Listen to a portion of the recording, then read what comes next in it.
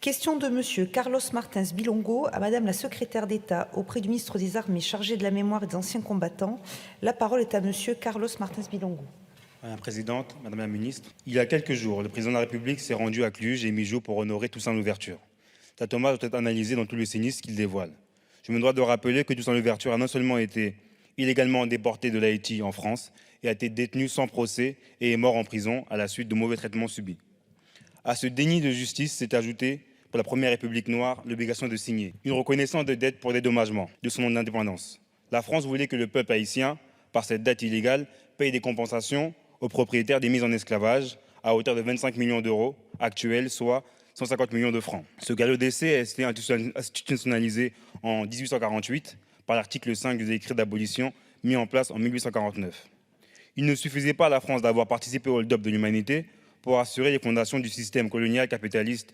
Il lui fallait, tel un gangster, imposer une rançon coloniale qui relève d'un paradoxe atroce où le vainqueur verse une indemnité au vaincu.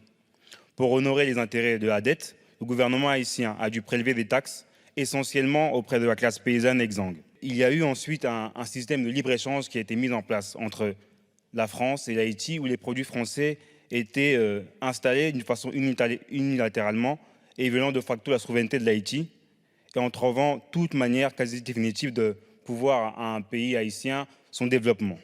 Ces éléments ont empêché l'émancipation, la cession aussi, et de pouvoir tirer les bienfaits de la révolution de 1804. Le sort d'Haïti était scellé, la dette n'a cessé d'augmenter, la pauvreté aussi, et le peuple était à la dérive et le pouvoir également.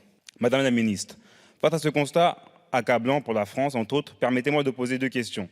Ne croyez-vous pas qu'il serait urgent, au regard de l'un des principes fondateurs de la Charte des Nations Unies, que la France œuvre à la mise en place effective de l'égalité des droits des nations grandes et petites, et qu'elle cesse d'une part de participer à la mise sous tutelle d'Haïti, et d'autre part de demander l'intervention d'une force armée telle que le demande le corps groupe, alors que le peuple haïtien y est totalement opposé? N'est-il pas plus que temps que notre pays procède de manière inconditionnelle au remboursement de la dette illégale et de ses intérêts, à la mise en place d'un processus décolonial politique et collectif de réparation pour crimes contre l'humanité pour avoir imposé aux mises en esclavage une situation coloniale d'indignité et de façon inhumaine? Ensuite, il y a eu l'hommage rendu du président Emmanuel Macron qui contrefait l'histoire en affirmant que Toussaint Louverture est français.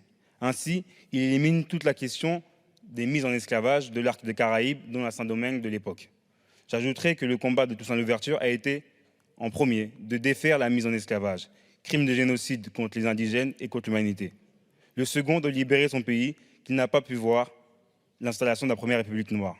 En écoutant bien son discours, Monsieur le Président donne une leçon aux insoumis à propos de ce qui est l'ordre, entre la reprise par les populistes dont Trump, Poutine, Erdogan et d'autres, et pour cela, il instrumentalise Toussaint Louverture. Il oublie de mentionner que c'est de cet ordre dont il se réclame qui a jeté dans cette prison du Doubs Toussaint Louverture pour ses idées. Et aujourd'hui, il dresse les conditions de le faire entrer au Panthéon. Ces éléments sont à proprement écœurants et de manière subliminale, il fait référence à Frantz Fanon en parlant de peau noire et masque blanc. Encore un point sur le négationnisme de l'État à la fin de son discours. Il mentionne « Nous n'avons pas fini avec l'esclavage », faisant volontairement un amalgame entre esclavage et mise en esclavage, opérant aussi la déshumanisation et l'indignité imposée à plus de 18 millions d'Africains arrachés de leur continent et vendus en raison de leur race.